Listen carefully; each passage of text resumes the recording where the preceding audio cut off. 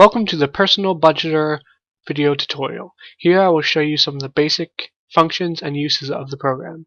You're going to want to start by opening the Personal Budgeter exe. On the first time you run the program, you're going to get this message.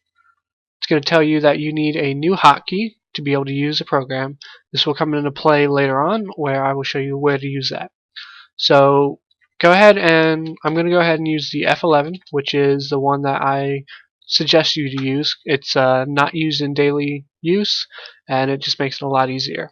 So go ahead and hit OK after you've submitted that, and you're going to get this message box. Don't worry about it. It's only because of how the program's set up. Once you change the first one, the date, it's no longer going to pop up like that, so don't worry about it. Okay, so here's the main program. You're going to have week 1, 2, 3, 4, and a monthly tab as well to use.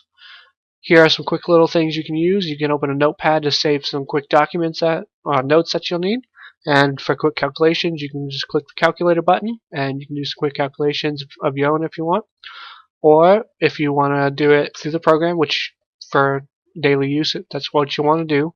So say on the first day of the week or the first week of the month, you had to buy gas. So we'll type gas in and we'll say it cost you 40 bucks right now. So as you can see, I put in for expense number 1 gas and for the cost $40. So we're going to go ahead and hit calculate and submit. What that's going to do is going to put your total down here, and it's going to save it to the program to where next time you open it, you'll automatically not have to put that back in, and you can just keep adding to it every day that you spend money to help you budget a little bit more. So in the monthly one, you're going to have the same thing here. So let's say your rent, and we'll just put it at $500. So let's say your rent is due on today's the 27th, so I'm going to go ahead and put it on for the 30th. So that's technically when my rent's going to be due. So that's my first monthly expense. I'm going to go ahead and calculate and submit that. It's going to go ahead and tell you that you have 3 days until your rent is due. Every time you open the program, it's going to calculate, it's going to run through that. It's going to let you know when monthly bills are coming close, or we'll go ahead and do this and we'll set it for the 24th, which is past what the due date was. I'm going to calculate and submit. It's going to tell me that my rent is already 3 days overdue. That way it can help you to keep on top of all that, keep on track of it.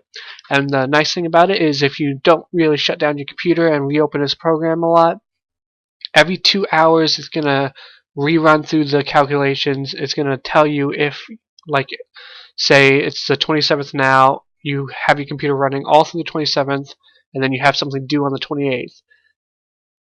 If it comes to being the 28th, it's going to let you know that, hey, it's due now, because it's been running. It'll let you know, so you don't have to close the program and reopening it and all that. It'll just let you know. So that's the basic uses of it, just to help you kind of budget everything. So what I'm going to show you now is if you right click on anywhere in the program, you're going to get this little menu. It's going to have a hide budgeter, close budgeter, and your change hotkey. So I'll show you where the hotkey comes in on that. If you do keep computer running and you don't want to see this all the time, you don't want to just have to minimize it and put it down in the system tray, you can just click hide budgeter and it's not going to be anywhere seen. What you're going to do is then use that hotkey that you set. So I'm going to go ahead and hit F11, and then there we go. We have it pop back up. You can also close it, or you can change that hotkey anytime. If you click close, just as an FYI, it's going to tell you that if you exit the program, it's not going to save any of the data that you have input. You're going to need to hit the calculate and submit on anything new that you've done. If you still want to close it, go ahead and hit yes. If you don't, click no.